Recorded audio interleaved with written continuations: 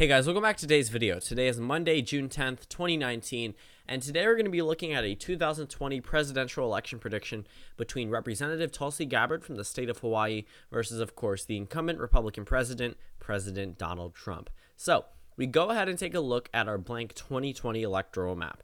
This election I do think could be very interesting considering that Tulsi Gabbard is a different type of candidate. Number one, she very much replicates what we see with candidates like Bernie Sanders, but also not too far to the left. She also is a young candidate, which means that the entire argument about old white Democrats running is thrown out of the window. Number one, she's a woman, which also can be factored in the same way it was factored in for Hillary Clinton, both its positives and negatives. But as of right now, Tulsi Gabbard seems like a pretty strong candidate. The only problem for her right now is that she's not polling too well. If you look at the 2020 Democratic primary polling, I believe she peaks at like 3% in recent polling data.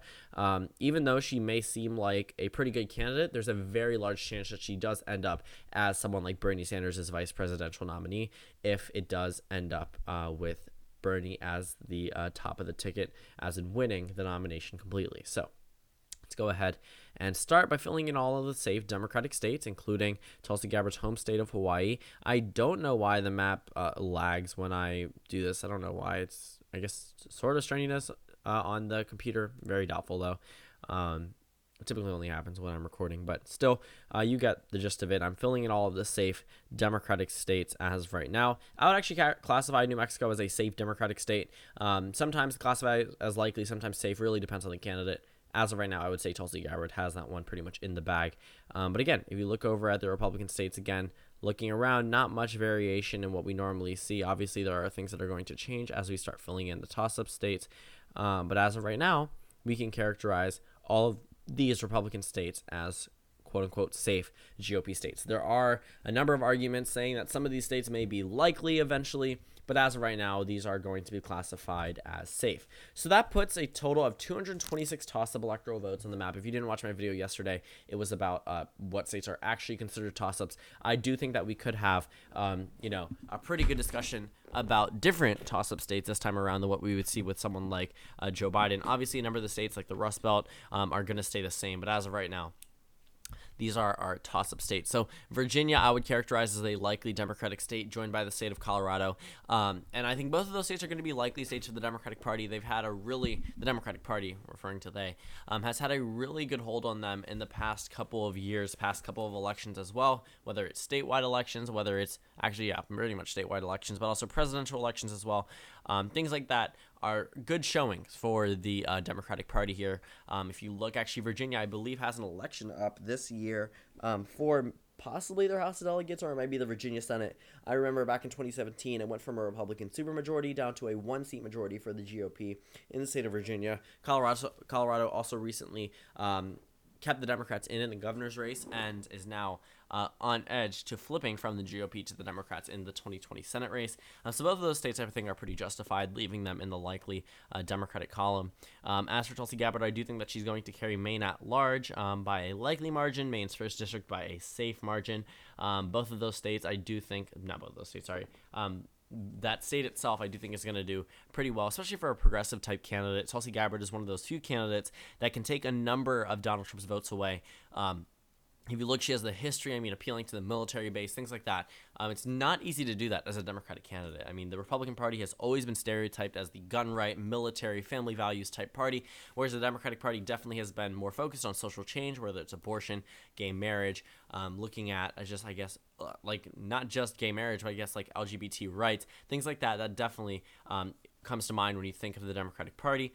But as of right now, I would actually say that Tulsi Gabbard is a pretty well-rounded candidate, though there are obviously negative parts about every single candidate, including Donald Trump and Tulsi Gabbard. Again, she's just probably one of the better ones in the entire crop of, I think, 22, 23 now. But I don't think she has the best chance of the nomination, considering that it's pretty much based off name recognition in every Democratic primary, but we'll see. We will see by this time come 2020. So that puts Tulsi Gabbard at 212 electoral votes. Obviously, she is going to get more than that. Obviously, Donald Trump is going to get more than 125. let's nip Nebraska second in the bud, and I'm actually going to characterize that one as a lean GOP state, though I do think that it actually could get pretty close by the end of the day, especially with someone like Tulsi Gabbard. I still think that it's going to go to Donald Trump. I really don't have to come back to that one later. Forget about it at all. But Minnesota, I think, is a likely Democratic state. I think Tulsi Gabbard has a pretty strong hold on the white working class. By stronghold, I don't mean as in like super majority winning. I just think that better than Hillary Clinton, enough so to actually change the margins in favor of the Democratic Party, which for many of these candidates should not be hard. They just literally need to pay attention to these voters and act like they exist, compared to what Hillary Clinton did, which, yes, she did hold rallies here. She noticed she was slacking in the end of the last 2 weeks when she held a bunch of rallies, holding out a bunch of top name candidates in Michigan.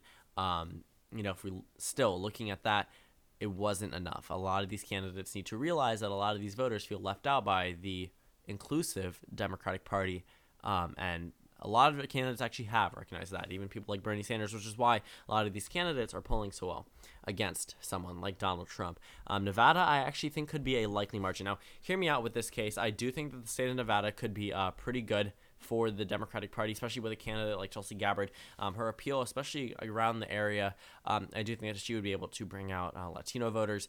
And if we're looking, again, the base isn't necessarily solid for her in a number of these states. I just think that she could do better than Hillary Clinton, and to peel off a number of Trump voters, a lot of those independents that may have been more inclined to vote for Donald Trump over, let's say, Hillary Clinton, obviously, and maybe more inclined to vote for someone like Tulsi Gabbard. So Donald Trump has remained at 126 electoral votes. I guess 125 earlier on, but 126 now. Let's go ahead and characterize some of those GOP states that are probably still going to remain in the GOP column. I would characterize the state of Georgia as the first state. I'm going to characterize it as a lean GOP state. As of right now, I do think that Donald Trump could carry the state of Georgia. To be honest with you, I do not see Tulsi Gabbard doing as well amongst African-American voters as you could expect someone like Kamala Harris or Cory Booker or Joe Biden even. It really is just about your history and overall appeal, as let's say, like, for example, Barack Obama absolutely destroyed Hillary Clinton in a number of areas because he was able to appeal to the African-American voting base a lot better than her. But then when 2016 came around, Hillary Clinton absolutely demolished Bernie Sanders in the same exact space as that she lost in. So, again, that's still... It really just depends on the candidates going against each other, but I do think that Donald Trump would hold on to Georgia in this type of scenario. I do think that he would carry the state of Texas, and I do think that he would be able to, even though I do think that he would be able to hold on to a number of these voters, there's still going to be increased Latino turnout, and that never really ends well for any GOP candidates because typically Latino voters, actually all minority voters, vote in favor of the Democratic Party. So that puts Trump at 180 electoral votes. Tulsi Gabbard, I actually do think could do pretty well. Again, as I said before, with the white working class, let's go ahead and go across the Rust Belt. I do think that she could carry Wisconsin, Michigan, and Pennsylvania. These are states that I expect Tulsi Gabbard to win in. And now that officially makes her the next president of the United States, the 46th president of the United States, and the first female president. Again, she's probably not going to make it past the primary, possibly could make it into Bernie Sanders' presidential election campaign, but that's still up for him to decide. But as of right now, Tulsi Gabbard is definitely going to do well against a one-on-one race against Donald Trump. So that puts her at 274. But Donald Trump, I do think, would carry the state of North Carolina. I do think that he would narrowly carry that there for a lot of similar reasons relating to the state of Georgia. And if we look in the Northeast, I think Tulsi Gabbard could do pretty well in the state of New Hampshire. Again, things definitely can change. But as of right now, I think it's a lean margin. I think that Tulsi Gabbard actually she could peel off a number of voters away from Trump. I think Maine's 2nd District is going to be a lean Democratic district, which may seem like a surprise to some, but if you look back at 2008 and 2012, it definitely was a Democratic district from there. 64 toss-up electoral votes.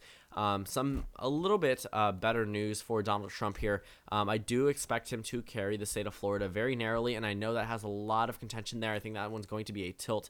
And my reasoning behind it is, number one, yes, there are voters being added to the voter rolls, but there's no guarantee that they're going to come out in droves like people might expect.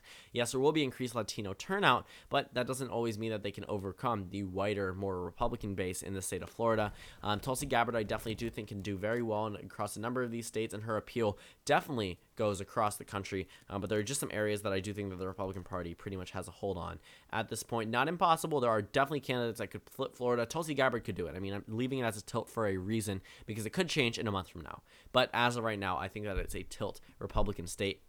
Tulsi Gabbard, I do expect to carry the state of Arizona by a lean margin. Arizona definitely, you could see going to the Democratic Party. They've had a number of elections which the Democratic Party has done well in. And also, if you look at 2016, definitely narrowed up. 2018 went to a Democrat in the Senate, which is a statewide election against Martha McSally, who's now in the Senate.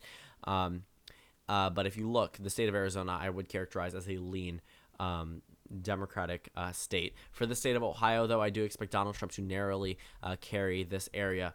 Iowa, though, that one is very, very contested. I really need to decide about the state of Iowa. I'm probably going to leave it very narrowly with the president, leave it in the tilt column, but I definitely see an argument as to how Tulsi Gabbard could win in the state of Iowa. It's not impossible.